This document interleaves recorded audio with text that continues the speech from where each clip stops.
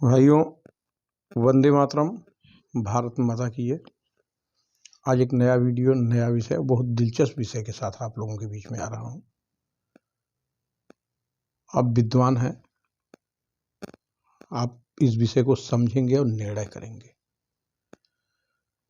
ये बात शुरू होती है कोरोना के प्रारंभिक दौर में, जब पहली बार कोरोना ने यहाँ प्रवेश किया, लॉकडाउन लगी और 1 महीने 1.5 महीने के एक झटके के बाद देश थोड़ा उभरा। बहुत कम क्षति हुई, बहुत ज़्यादा क्षति नहीं की कही जा सकती।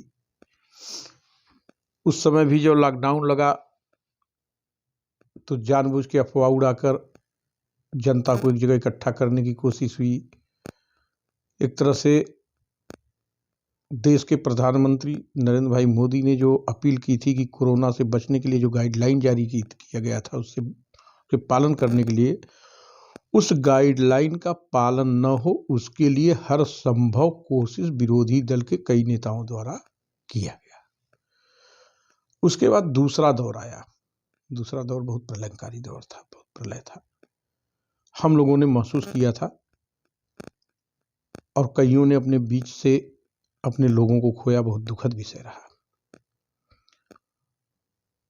उसके बाद प्रक्रिया वैक्सीन की शुरू हुई। वैक्सीन कब बनेगा, कब आएगा, देश में बन पाएगा या नहीं बन पाएगा। लेकिन देश के प्रधानमंत्री ने जिस तरह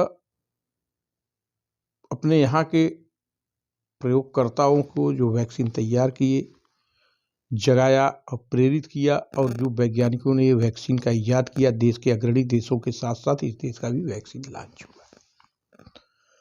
इसमें गौर करने लायक बात है कि पोलियो जैसे मामूली वैक्सीन के बनने की प्रक्रिया देश में 35 वर्ष लग गए थे, लेकिन कोरोना का वैक्सीन आप देश में किसी भी देश के साथ लॉन्च किए, पहला जो लॉन्च हुआ। और विश्व स्वास्थ्य इकाई WHO ने यह भी बताया कि भारत की वैक्सीन बहुत कारगर वैक्सीन है। उसके बाद देश में एक दौर चला विरोधियों का, वैक्सीन के खिलाफ बयानबाजी का। वैक्सीन में पानी है। उसके बाद एक नेताजी कहे वैक्सीन तो भाजपा की है। इसमें भी सोचने वाली बात है। वैक्सीन को भाजपा की इसलिए बताई गई कि एक मजहब विशेष के लोग इससे दूर रहे हो जाएंगे। उतने से ही बात नहीं बढ़ा, उसी दल के छोटे नेताओं ने, MLA MLCओं ने कहना शुरू किया कि इस वैक्सीन को लगाने से लोग नपुंसक हो जाएंगे।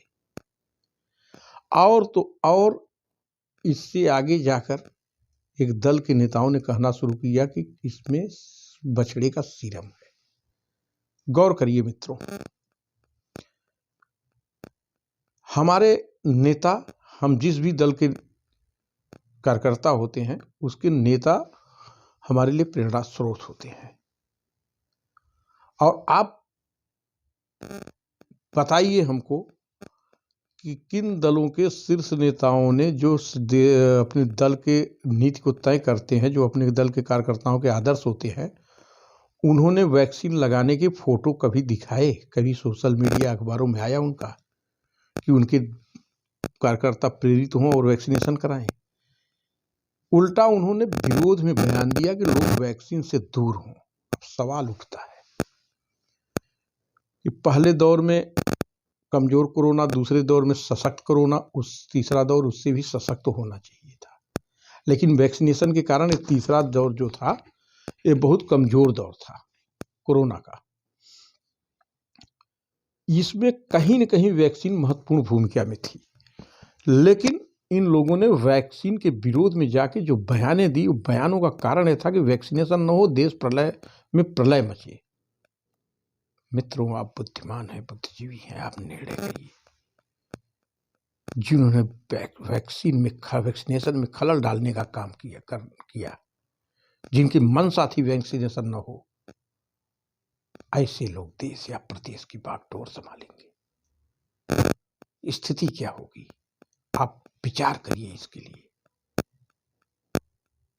सोचिए, इस पर निर्णय लीजिए। इस पर जय हिंद, वंदे मातरम।